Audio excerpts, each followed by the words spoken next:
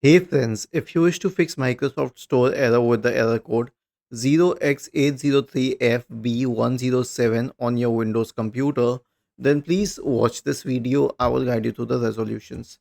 The first solution is to reset the Microsoft Store cache. And how would you do that? It is very easy. Press the Windows key and the R key together to open the run window. Type the command ws reset and hit enter. This will reset the Microsoft Store cache and reopen it. So for a lot of users, this will be helpful in fixing the problem. Then come a lot of solutions like deleting the Windows Update cache because the Windows Update services also manage the Microsoft Store and then checking the consistency of the services. But I have a very simple solution for you. Why don't you just reset all Windows Update components? So copy these list of commands that I have shared in the description section of the video. Search for command prompt in the Windows search bar and click on Run as Administrator, and then paste it here and hit enter. So this will do the job for you.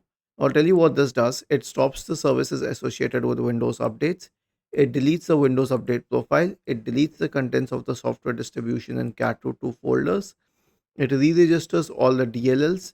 Then it resets the WinSock, and then finally it restarts all the services. Was this helpful? If yes, then please subscribe to the channel.